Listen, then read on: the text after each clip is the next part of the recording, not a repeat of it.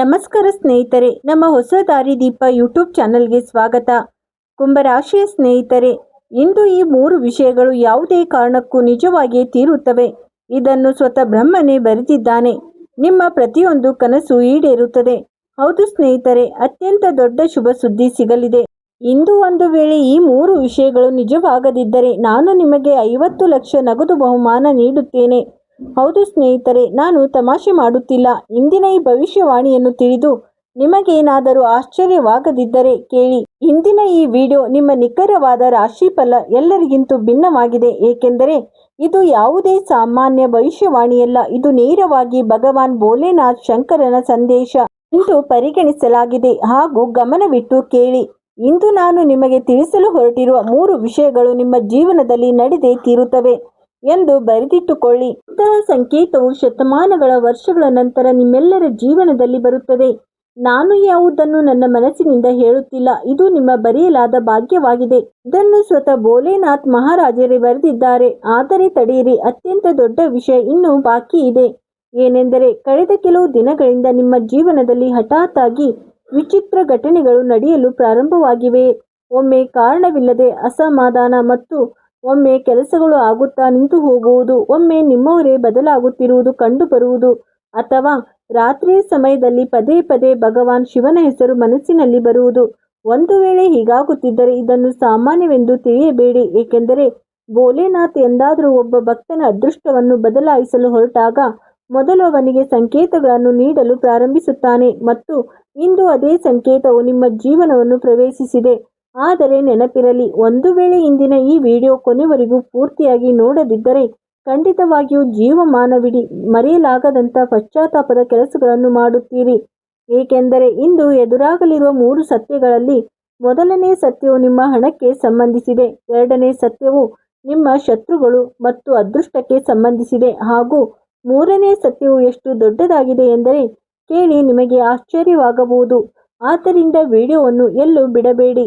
ಹಾಗಿದ್ದರೆ ವಿಡಿಯೋವನ್ನು ಪ್ರಾರಂಭಿಸುವ ಮೊದಲು ಬೇಗ ನನ್ನ ಪ್ರೀತಿಯ ಭಕ್ತರು ಚಾನಲ್ ಅನ್ನು ಸಬ್ಸ್ಕ್ರೈಬ್ ಮಾಡಿ, ವಿಡಿಯೋಗೆ ಒಂದು ಲೈಕ್ ಮಾಡಿ ಮತ್ತು ಕಮೆಂಟ್ ಬಾಕ್ಸ್ನಲ್ಲಿ ಹರ ಹರ ಮಹಾದೇವ್ ಎಂದು ತಪ್ಪದೆ ಬರೆಯಿರಿ. ಏಕೆಂದರೆ ಯಾವ ಭಕ್ತರು ಸತ್ಯವಾದ ಮನಸ್ಸಿನಿಂದ ಭೋಲೆನಾಥನ ಹೆಸರು ತೆಗೆದುಕೊಳ್ಳುತ್ತಾರೋ ಅವರ ಜೀವನದಲ್ಲಿ ತಡವಾದರೂ ಸರಿ ಪವಾಡ ಖಂಡಿತವಾಗಿಯೂ ನಡೆಯುತ್ತದೆ. ಹಾಗಾದರೆ ಬನ್ನಿ ಸ್ನೇಹಿತರೆ, ಯಾವುದೇ ತಡವಿಲ್ಲದೆ ಇಂದಿನ ಈ ನಿಖರ ರಾಶಿಫಲದ ಆರಂಭವನ್ನು ಮಾಡೋಣ ಮತ್ತು ತಿಳಿದುಕೊಳ್ಳೋಣ. ಕೊನೆಗೆ ಆ 3 ಸತ್ಯಗಳು ಯಾವುವು, ಅವು ನಿಮ್ಮ ಜೀವನವನ್ನು ಸಂಪೂರ್ಣವಾಗಿ ಬದಲಾಯಿಸಿ ಬಿಡುತ್ತವೆ. ಈಗ ಇಲ್ಲಿ ಗಮನವಿಟ್ಟು ಅರ್ಥ ಮಾಡಿಕೊಳ್ಳಿ ಸ್ನೇಹಿತರೆ. ಏಕೆಂದರೆ ನಾನು ಈಗ ಹೇಳಲು ಹೊರಟಿರುವ ಮಾತೆ ಕಳೆದ ಹಲವು ತಿಂಗಳುಗಳಿಂದ ನಿಮ್ಮ ಜೀವನದ ಅತ್ಯಂತ ದೊಡ್ಡ ಸತ್ಯವಾಗಿದೆ. ಮತ್ತು ನೀವು ಸಹ ಇದನ್ನು ಅನುಭವಿಸಿರಬಹುದು. ಶ್ರಮ ಸಂಪೂರ್ಣವಾಗಿರುತ್ತದೆ, ಆದರೆ ಫಲಿತಾಂಶ ಅರ್ಧದಷ್ಟು ಸಿಗುತ್ತದೆ. ಹಣ ಬರುತ್ತದೆ, ಆದರೆ ಉಳಿಯುವುದಿಲ್ಲ. ಯಾವುದೇ ಕೆಲಸ ಪ್ರಾರಂಭವಾಗುವ ಮೊದಲು ಒಳ್ಳೆಯದೇ ಎನಿಸುತ್ತದೆ, ಆದರೆ ಕೊನೆಯ ಸಮಯದಲ್ಲಿ ಹಠಾತ್ ಆಗಿ ಅಡೆತಡೆ ಬರುತ್ತದೆ. ಮತ್ತು ಅತ್ಯಂತ ದೊಡ್ಡ ನೋವೆಂದರೆ ನಿಮ್ಮನ್ನು ಅರ್ಥ ಮಾಡಿಕೊಳ್ಳುವ ಮನುಷ್ಯನು ಸಹ ಮೆಲ್ಲನೆ ದೂರವಾಗುತ್ತಾ ಹೋದನು. ನಿಮ್ಮೊಂದಿಗೂ ಹೀಗೆ ಆಗುತ್ತಿದೆ. ಒಂದು ವೇಳೆ ಹೌದು ಎಂದಾದರೆ ನೆನಪಿನಲ್ಲಿಡಿ, ಇದು ಕೇವಲ ಸಾಮಾನ್ಯ ತೊಂದರೆಯಲ್ಲ. ಇದರ ಹಿಂದೆ ಒಂದು ಆಳವಾದ ಸಂಕೇತ ಅಡಗಿದೆ. ಏಕೆಂದರೆ ನಿಮ್ಮ ಮೇಲೆ ಕಳೆದ ಕೆಲವು ಸಮಯದಿಂದ ಗ್ರಹಗಳ ಇಂಥ ಪ್ರಭಾವ ನಡೆಯುತ್ತಿತ್ತು. ಅದು ನಿಮ್ಮ ಶಕ್ತಿಯನ್ನು ಒಳಗಿನಿಂದ ದುರ್ಬಲಗೊಳಿಸಿತು. ಆದರೆ ಸಣ್ಣ ಪುಟ್ಟ ವಿಷಯಗಳಿಗೂ ಮನಸ್ಸು ಮುರಿಯತೊಡಗಿತು. ರಾತ್ರಿಯಲ್ಲಿ ಚಿಂತೆ ಹೆಚ್ಚಾಗತೊಡಗಿತು. ಮತ್ತು ಹಲವು ಬಾರಿ ಹೀಗೂ ಅನಿಸಿರಬಹುದು, ಕೊನೆಗೂ ದೇವರು ನನ್ನ ಮಾತನ್ನು ಏಕೆ ಕೇಳುತ್ತಿಲ್ಲ. ಆದರೆ ತಡೆಯಿರಿ, ಇಲ್ಲೇ ಅತ್ಯಂತ ದೊಡ್ಡ ರಹಸ್ಯ ಅಡಗಿದೆ. ಭೋಲೆನಾಥನು ನಿಮ್ಮನ್ನು ತೊರೆದು ಹೋಗಿಲ್ಲ, ಬದಲಾಗಿ ಅವನು ನಿಮ್ಮನ್ನು ಪರೀಕ್ಷೆ ತೆಗೆದುಕೊಳ್ಳುತ್ತಿದ್ದನು. ಏಕೆಂದರೆ ಯಾವ ಮನುಷ್ಯನ ಅದೃಷ್ಟದಲ್ಲಿ ದೊಡ್ಡ ಬದಲಾವಣೆ ಬರೆಯಲಾಗಿದೆಯೋ ಅವನ ಜೀವನದಲ್ಲಿ ಮೊದಲ ಹೋರಾಟ ಖಂಡಿತವಾಗಿಯೂ ಬರುತ್ತದೆ. ಮತ್ತು ನಿಮ್ಮ ಜೀವನದಲ್ಲಿ ಈಗ ಅದೇ ಹೋರಾಟವು ಮುಕ್ತಾಯದತ್ತ ಸಾಗುತ್ತಿದೆ. ಆದರೆ ನೆನಪಿನಲ್ಲಿಡಿ, ಇಲ್ಲಿ ಜನರು ಮಾಡುವ ಅತ್ಯಂತ ದೊಡ್ಡ ತಪ್ಪು ಏನೆಂದರೆ ಸಂಕೇತ ಸಿಕ್ಕ ನಂತರವೂ ಭಯದಲ್ಲೇ ಜೀವಿಸುತ್ತಾರೆ. ಮತ್ತು ಭಯವು ಮನುಷ್ಯನ ಅದೃಷ್ಟವನ್ನು ಅತ್ಯಂತ ದುರ್ಬಲಗೊಳಿಸಿಬಿಡುತ್ತದೆ. ಆದ್ದರಿಂದ ಇಂದಿನ ಒಂದು ಮಾತನ್ನು ಗಂಟು ಕಟ್ಟಿಕೊಳ್ಳಿ, ಕಳೆದು ಹೋದದ್ದನ್ನು ಹಿಡಿದುಕೊಂಡು ಕುಳಿತುಕೊಳ್ಳಬೇಡಿ. ಏಕೆಂದರೆ ಬರುವ ದಿನಗಳಲ್ಲಿ ಏನಾಗಲಿದೆಯೋ ಅದು ನಿಮ್ಮ ಹಳೆಯ ಕಷ್ಟಗಳಿಂದ ಬಹಳ ದೊಡ್ಡದಾಗಿರಲಿದೆ. ಆದರೆ ಇನ್ನೂ ಹಲವು ವಿಷಯ ಬಾಕಿ ಇದೆ. ಏಕೆಂದರೆ ಮುಂದಿನ ಸಂಕೇತವು ನೇರವಾಗಿ ನಿಮ್ಮ ಭಾಗ್ಯ ಮತ್ತು ಹಣಕ್ಕೆ ಸಂಬಂಧಿಸಿದೆ. ಹಾಗೂ ಒಂದು ವೇಳೆ ಈ ಸಂಕೇತವು ನಿಮಗೆ ಕಾಣತೊಡಗಿದರೆ ಸಮಯ ಬದಲಾಗಿದೆ ಎಂದುಕೊಳ್ಳಿ. ಈಗ ಮುಂದೆ ನಾನು ಏನು ಹೇಳಲು ಹೊರಟಿದ್ದೇನೋ ಅದನ್ನು ಅತ್ಯಂತ ಗಮನವಿಟ್ಟು ಕೇಳಿ ಸ್ನೇಹಿತರೆ, ಏಕೆಂದರೆ ಇವೇ ಆ 3 ಸಂಕೇತಗಳು. ಇವು ನಿಮ್ಮ ಜೀವನದಲ್ಲಿ ಅತ್ಯಂತ ಶೀಘ್ರದಲ್ಲೇ ಕಾಣಿಸಿಕೊಳ್ಳಲಿವೆ ಮತ್ತು ಇವುಗಳಲ್ಲಿ ಒಂದು ವಿಷಯವು ನಿಮ್ಮೊಂದಿಗೆ ಸಂಭವಿಸಿದರೆ ಭೋಲೆನಾಥನ ಕೃಪೆ ಪ್ರಾರಂಭವಾಗಿದೆ ಎಂದು ತಿಳಿದುಕೊಳ್ಳಿ. ಮೊದಲನೇ ಸತ್ಯ, ಹಠಾತ್ ಆಗಿ ನಿಂತು ಹೋದ ಕೆಲಸ ನಡೆಯಲು ಪ್ರಾರಂಭವಾಗುತ್ತದೆ. ಯಾವ ಕೆಲಸದ ಬಗ್ಗೆ ನೀವು ಪದೇ ಪದೇ ಚಿಂತಿತರಾಗಿದ್ದೀರೋ ಅಲ್ಲಿ ಪ್ರತಿ ಬಾರಿಯೂ ಯಾವುದಾದರೂ ಒಂದು ಅಡೆತಡೆ ಬರುತ್ತಿತ್ತು. ಅಲ್ಲಿಂದಲೇ ಹಠಾತ್ ಆಗಿ ಹಾದಿ ತೆರೆದುಕೊಳ್ಳಲು ಪ್ರಾರಂಭವಾಗುತ್ತದೆ. ಮತ್ತು ಆಶ್ಚರ್ಯದ ವಿಷಯ ಏನೆಂದರೆ, ಯಾವ ಮನುಷ್ಯನು ಎಂದಿಗೂ ನಿಮಗೆ ಸಾಥ್ ನೀಡಿರಲಿಲ್ಲವೋ ಅದೇ ಮನುಷ್ಯನು ಸಹಾಯಕ್ಕೆ ಮುಂದೆ ಬರುತ್ತಾನೆ. ಆದರೆ ತಡೆಯಿರಿ, ಎರಡನೇ ಸತ್ಯವು ಇದಕ್ಕಿಂತಲೂ ದೊಡ್ಡದಾಗಿದೆ. ನಿಮ್ಮ ಮನೆಯಲ್ಲಿ ಹಣಕ್ಕೆ ಸಂಬಂಧಿಸಿದ ಬದಲಾವಣೆ ಬರಲಿದೆ. ಹೌದು ಸ್ನೇಹಿತರೆ, ನಿಂತು ಹೋದ ಹಣ ಮರಳಿ ಸಿಗುತ್ತದೆ ಅಥವಾ ಹಠಾತ್ ಆಗಿ ಗಳಿಕೆಯ ಹೊಸ ಹಾದಿ ತೆರೆಯುತ್ತದೆ. ಹಲವು ಬಾರಿ ಇಂಥ ಅವಕಾಶ ಸಿಗಲಿದೆ. ಅದರ ಕಲ್ಪನೆಯನ್ನು ಅವರು ಮಾಡಿರುವುದಿಲ್ಲ. ಆದರೆ ಅಲ್ಲೊಂದು ಮಾತನ್ನು ನೆನಪಿಡಿ, ಹೀಗೆ ಹಣ ಬರಲು ಪ್ರಾರಂಭವಾಗುತ್ತದೆಯೋ ಹಾಗೆ ಕೆಲವು ಜನರು ನಿಮ್ಮ ಪ್ರಗತಿಯನ್ನು ನೋಡಿ ಹೊಟ್ಟೆ ಉರಿ ಪಡುತ್ತಾರೆ. ಆದ್ದರಿಂದ ಪ್ರತಿಯೊಬ್ಬರ ಮೇಲೂ ಕುರುಡಾಗಿ ನಂಬಿಕೆ ಇಡಬೇಡಿ.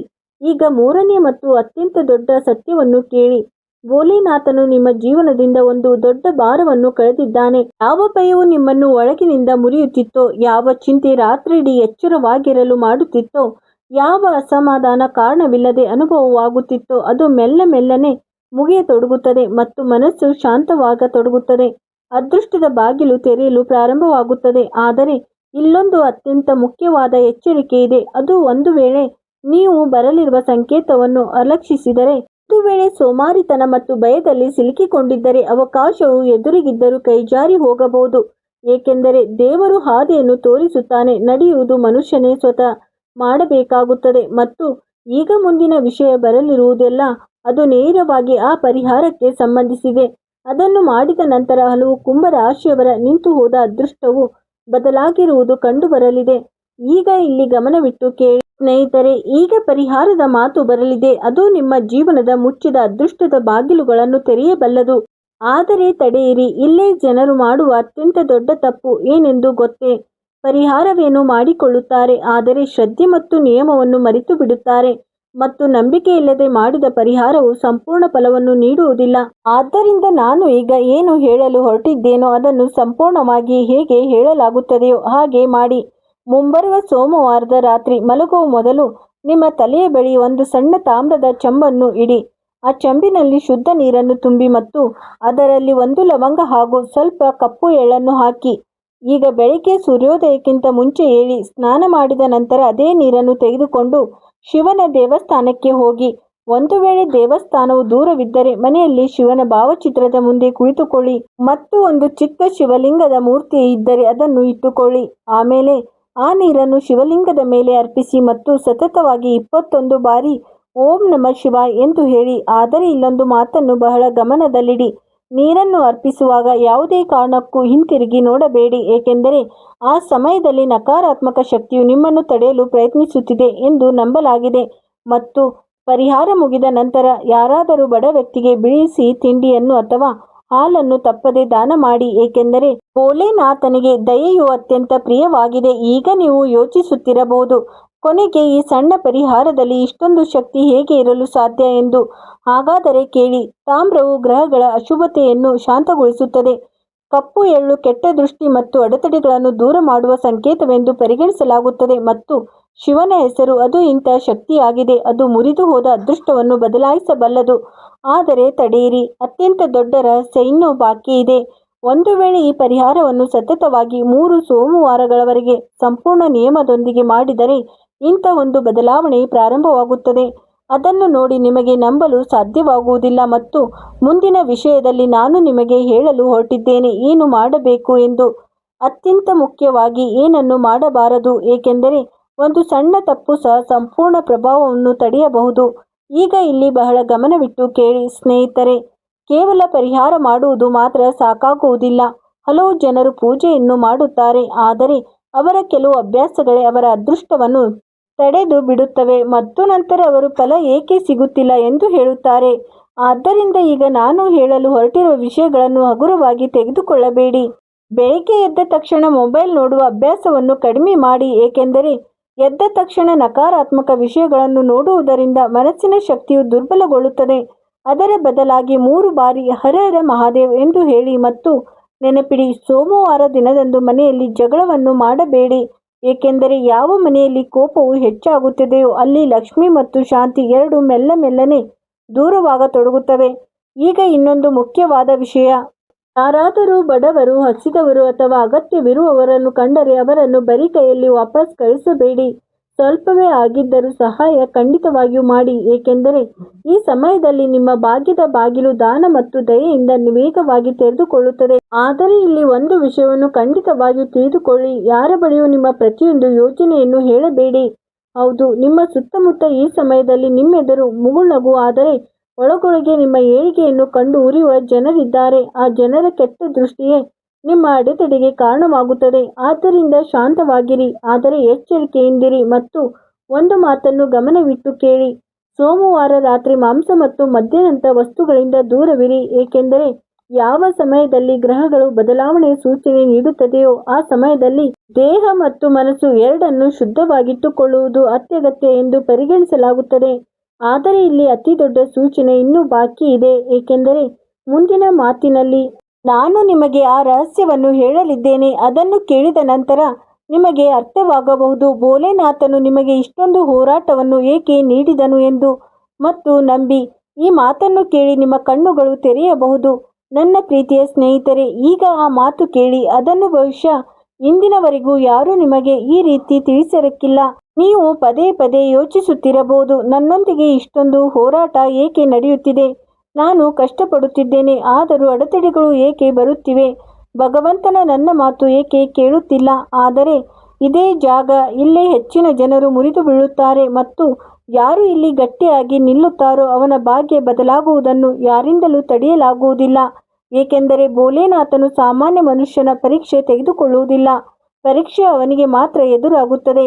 ಯಾರ ಜೀವನದಲ್ಲಿ ಮುಂದೆ ದೊಡ್ಡದು ಬರೆಯಲ್ಪಟ್ಟಿರುತ್ತದೆಯೋ ಅಂಥವರಿಗೆ ಮಾತ್ರ ಜೀವನದಲ್ಲಿ ಬಹಳ ಕಷ್ಟಗಳು ಬರುತ್ತವೆ. ಆದರೆ ನಿನ್ನ ಮೇಲೆ ಬರೆಯಲ್ಪಟ್ಟಿರುವ ಸಮಯ ನಿನ್ನನ್ನು ದುರ್ಬಲಗೊಳಿಸಲು ಅಲ್ಲ, ಬದಲಿಗೆ ಒಳಗಿನಿಂದ ಬಲಶಾಲಿಯನ್ನಾಗಿ ಮಾಡಲು ಬಂದಿದ್ದು. ನೆನಪಿಸಿಕೊಳ್ಳಿ, ಎಲ್ಲರೂ ಸಾಥ್ ಬಿಟ್ಟಾಗಲೂ ನೀವು ನಿಂತಿದ್ದೀರಿ. ನಿಮ್ಮವರು ಅರ್ಥ ಮಾಡಿಕೊಳ್ಳದಿದ್ದರೂ ನೀವು ಸೋಲನ್ನೊಪ್ಪಿಕೊಳ್ಳಲಿಲ್ಲ. ರಾತ್ರಿಗಳಲ್ಲಿ ಚಿಂತೆ ಆವರಿಸಿದಾಗಲೂ ನೀವು ಒಳಗೆ ಭರವಸೆಯನ್ನು ಬಿಗಿಯಾಗಿ ಹಿಡಿದುಕೊಂಡಿದ್ದೀರಿ ಮತ್ತು ಇದೇ ನಿಮ್ಮ ಅತಿ ದೊಡ್ಡ ಶಕ್ತಿ. ಆದರೆ ಇಲ್ಲೊಂದು ಮಾತನ್ನು ಯಾವಾಗಲೂ ನೆನಪಿಡಿ, ಭಗವಂತನು ಯಾವುದೇ ಮನುಷ್ಯನ ಹಣೆಬರ ಒಂದೇ ದಿನದಲ್ಲಿ ಬದಲಾಯಿಸುವುದಿಲ್ಲ. ಮೊದಲು ಅವರು ಅವನಲ್ಲಿ ಧೈರ್ಯ ಮತ್ತು ಸಹನೆಯನ್ನು ರೂಪಿಸುತ್ತಾರೆ. ನಂತರ ಸರಿಯಾದ ಸಮಯ ಬಂದಾಗ ಜಗತ್ತು ಪವಾಡ ಎಂದು ಕರೆಯುವಂತ ಬದಲಾವಣೆಯನ್ನು ನೀಡುತ್ತಾರೆ. ಈಗ ಆ ಸಮಯವೇ ನಿಮ್ಮ ಹತ್ತಿರ ಬಂದಿದೆ. ಆದ್ದರಿಂದ ಇಂದಿನ ನಂತರ ನಿಮ್ಮನ್ನು ನೀವು ದುರ್ಬಲ ಎಂದುಕೊಳ್ಳಬೇಡಿ. ನಿಮ್ಮ ಜೀವನದಲ್ಲಿ ಏನೇ ತಡವಾಗಿದ್ದರೂ ಅದರ ಹಿಂದೆ ಒಂದು ಕಾರಣವಿತ್ತು. ಏಕೆಂದರೆ ಹಲವು ಬಾರಿ ಭಗವಂತನು ನಿಮಗೆ ಯಾವುದಕ್ಕೆ ಇನ್ನೂ ಸಿದ್ಧತೆ ಇಲ್ಲವೋ ಅದನ್ನು ನೀಡಲು ತಡ ಮಾಡುತ್ತಾನೆ. ಆದರೆ ಅತಿ ದೊಡ್ಡ ಮಾತು ಇನ್ನೂ ಬಾಕಿ ಇದೆ. ಮುಂಬರುವ ದಿನಗಳಲ್ಲಿ ನಿಮಗೆ ಇದ್ದಕ್ಕಿದ್ದಂತೆ ಯಾವುದಾದರೂ ಶುಭ ಸಮಾಚಾರ ಸಿಕ್ಕರೆ ಅಥವಾ ಯಾವುದೋ ಹಳೆಯ ನಿಂತು ಹೋದ ಕೆಲಸಗಳು ನೆರವೇರತೊಡಗಿದರೆ ಅದನ್ನು ಕೇವಲ ಕಾಕತಾಳು ಎಂದುಕೊಳ್ಳಬೇಡಿ. ಏಕೆಂದರೆ ಅದು ಭೋಲೆನಾಥನ ಸೂಚನೆಯಾಗಿರುತ್ತದೆ. ಮತ್ತು ಈಗ ಮುಂದಿನ ಮಾತಿನಲ್ಲಿ ನಾನು ನಿಮಗೆ ಆ ಅಂತಿಮ ಸಂದೇಶವನ್ನು ನೀಡಲಿದ್ದೇನೆ. ಅದು ನಿನ್ನ ಇಡೀ ಜೀವನದ ದಾರಿಯನ್ನೇ ಬದಲಾಯಿಸಬಹುದು. ಹಾಗಾದರೆ ನನ್ನ ಪ್ರೀತಿಯ ಸ್ನೇಹಿತರೆ, ಇಂದಿನ ಈ ಭವಿಷ್ಯವಾಣಿಯು ಅತಿ ದೊಡ್ಡ ಸಂದೇಶ ಇದಾಗಿದೆ. ಯಾವ ಸಮಯ ನಿಮ್ಮನ್ನು ಪದೇ ಪದೇ ಅಳಿಸುತ್ತಿತ್ತೋ ಈಗ ಅದೇ ಸಮಯ ನಿಧಾನವಾಗಿ ಬದಲಾಗಲಿದೆ. ಆದರೆ ನೆನಪಿರಲಿ, ಭಾಗ್ಯದ ಬಾಗಿಲು ಪ್ರತಿಯೊಬ್ಬರಿಗೂ ತೆರೆಯುವುದಿಲ್ಲ. ಆ ಬಾಗಿಲವರೆಗೆ ಕೊನೆಯ ಕ್ಷಣದವರೆಗೂ ನಂಬಿಕೆಯನ್ನು ಕಾಯ್ದುಕೊಳ್ಳುವವನು ಮಾತ್ರ ತಲುಪುತ್ತಾನೆ.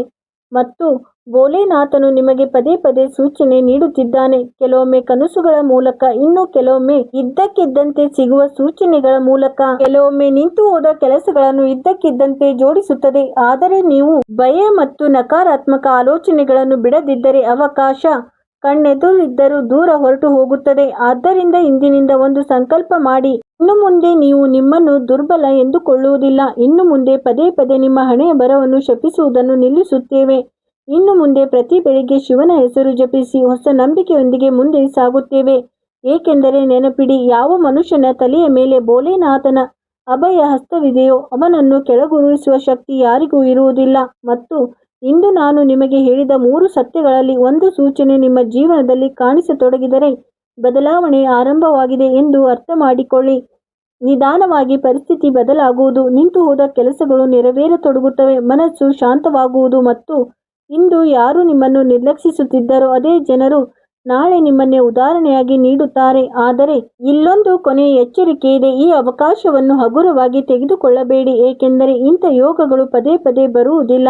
ಆದ್ದರಿಂದ ಸೋಮವಾರದ ಪರಿಹಾರವನ್ನು ಖಂಡಿತವಾಗಿಯೂ ಮಾಡಿ. ಭೋಲೆನಾಥನ ಮೇಲೆ ನಂಬಿಕೆ ಇಡಿ ಮತ್ತು ಮನಸ್ಸಿನಲ್ಲಿ ಓಂ ನಮಃ ಶಿವಾಯ ಎಂದು ಜಪಿಸುತ್ತೀರಿ. ನೀವು ನಿಜವಾದ ಶಿವಭಕ್ತನಾಗಿದ್ದರೆ ಈಗಲೇ ಕಮೆಂಟ್ ಬಾಕ್ಸ್ನಲ್ಲಿ ಹರ ಹರ ಮಹಾದೇವ್ ಎಂದು ಖಂಡಿತವಾಗಿಯೂ ಬರೆಯಿರಿ. ಹಾಗೂ ಈ ಸಂದೇಶ ಯಾರಿಗೆ ಈ ಸಮಯದಲ್ಲಿ ಭೋಲೆನಾಥನ ಸಂದೇಶ ಅತ್ಯಂತ ಅಗತ್ಯವಿದೆಯೋ ಅವರಿಗೆ ತಲುಪಿಸಿ. ಹೋಗುವ ಮುನ್ನ ಈ 3 ಮಾತುಗಳನ್ನು ನಿಮ್ಮ ಜೀವನದಲ್ಲಿ ಸದಾ ನೆನಪಿಡಿ. ಮೊದಲನೆಯ ಮಾತು, ಮುಗುಳ್ನಗುವ ಪ್ರತಿಯೊಬ್ಬ ಮನುಷ್ಯನು ಸಂತೋಷವಾಗಿರುವುದಿಲ್ಲ. ಹಲವು ಬಾರಿ ಹೊರಗಿನಿಂದ ಅತ್ಯಂತ ಗಟ್ಟಿಯಾಗಿ ಕಾಣುವವನೇ ಒಳಗಿನಿಂದ ಸಂಪೂರ್ಣವಾಗಿ ಮುರಿದು ಬಿದ್ದಿರುತ್ತಾನೆ. ನೀವು ಸಹ ಸುದೀರ್ಘ ಸಮಯದಿಂದ ಇದೇ ನೋವನ್ನು ಅಡಗಿಸಿ ಮುನ್ನಡೆಯುತ್ತಿದ್ದೀರಾ.